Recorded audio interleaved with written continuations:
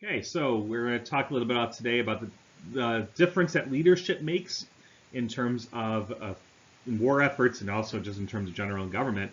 But the Civil War definitely provides a study in leadership styles.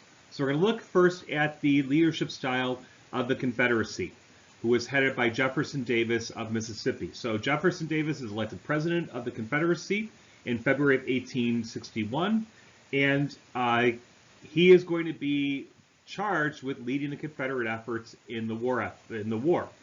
The difficult thing for Davis, though, is the way the Confederate Constitution is established. The Confederate Constitution and the Confederacy itself is created by secession.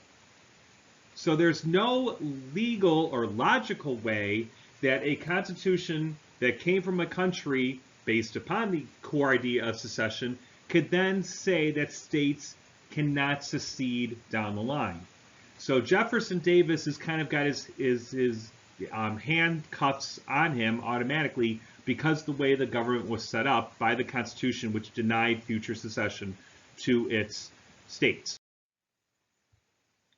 Davis was hoping that he could have a well-knit central government, something similar to what was already there in the United States. Again, the problem is that's not what a confederacy is. A confederacy is the power rests with the states. So when you're trying to have this well-organized central government, that's going to run directly into the states' rights people saying, no, we get to control what we do here as Southerners. So therefore, the Confederate government had a very difficult time in persuading troops of certain states to serve outside their own borders. So again, we're thinking in the Confederacy very provincially of we're going to protect our own interests. We're from Alabama. We are only going to protect Alabama. We're not worrying about what's going on in Tennessee. We're not going to worry about what's happening in South Carolina or in Texas. We're only here to protect our home territory. You cannot build a national army that way. And if you want to look at that, just talk to George Washington during the Revolution, where he had those units of colonial/state militias that only wanted to remain in their own state. And it was very difficult for Washington to put together a national army, just as much as it was for Jefferson Davis to put together a national army. Davis also had his own personal challenges. So along with the restrictions that were imposed on it by the fact that it was a confederacy by its nature and the selfish interests of the individual states, Jefferson Davis had his own personal flaws. He never really enjoyed personal popularity. He often had serious differences with his Congress, so he could not get things done or approved. Lincoln was lucky because once the Civil War started, the Democrats left. The Democrats were all from the South for the most part, so they left the Congress. So Lincoln largely had a Republican Congress for the first 2 years of his term. And if you've got a political structure in the Congress that tends to be the same party as the president, you can get things done. Davis, again, didn't have that with his Congress. It wasn't that there were different political parties. It was just there were differences of opinion that couldn't be ironed out very easily. During the course of his term, there was open talk of impeaching him and removing him from office because, again, the Confederate Constitution was largely modeled on the U.S. Constitution, so it kept the idea of impeachment of the chief executive, so they talked about removing Jefferson Davis as president. Davis would lead himself to overworking himself, which led to exhaustion, which led to just stress that he had a very difficult time in managing. And the task of leading the rebellion proved beyond his powers. So all these factors led to something that he wasn't able to be a true leader in the Confederate cause. He was definitely not an 1860s version of George Washington and leading the South onto its victory there. We want to compare this to Abraham Lincoln. The Union had Lincoln, and Lincoln certainly had his own troubles. He was more experienced, but he was less flexible than Davis. So while Davis had his willingness and unwillingness to sometimes deal with his Congress, Lincoln was even more so. Lincoln was very principled, and once Lincoln got onto a principle, it was very, very difficult to remove him from that. He also experienced the loss of one of his sons while he was president in 1862 from a fever. That was common back then. People developed illnesses, they just couldn't recover. So he and Mary Todd suffered personal losses there. Mary Todd Lincoln also had her own issues with depression and extravagant ways of dealing with that. You know, she was a spendthrift, so she would often want the best new clothing. As First Lady, she felt she deserved that. So she was often spending much more money than what Lincoln could afford as president and trying to hide that from him. So he was dealing with many issues on his home front. But thankfully, though, he had many better gifts and talents that can overcome those few deficits. He was able to relax. With Earthy, they were sometimes crude stories at critical times. So when things would get tense, Lincoln would have this way of telling a story or engaging with people that could take the tension out of it. He was tactful, he was quiet, and he was patient, but again, he always had that firmness. You pretty much always knew where you stood when Abraham Lincoln was working with you. He was able to interpret and, more importantly, read and shape public opinion. So he was able to help influence the way that people thought about the issues. He just didn't ride the wave of public opinion. He took an effort and was able to help shape it and mold it to what he knew was best for the direction the country had to go. He demonstrated an incredible charitableness toward the South. It was always this effort at reconciliation. It was never going to be, we need to crush them and destroy them and everything about them. He always was looking to bring them back into the fold. They never really left the country. They just kind of wandered off the path, but he would try to bring them back, and by doing so, you know, he would be able to reunite the country one day. And another piece, he also tolerated critical colleagues. He was willing to take criticism from those closest to him. You know, Doris Kearns Goodwin, who's a famous Lincoln historian and other aspects of history, she wrote a book many years ago, not many years ago, but probably about a decade ago, called Team of Rivals, where Lincoln took the different groups within the Republican Party, the different interests, the different factions of the Republican Party, and brought them into his cabinet and was able to work with them, even though they had differences of opinion. He respected them enough to say, I want you to be advising me on how to lead this country.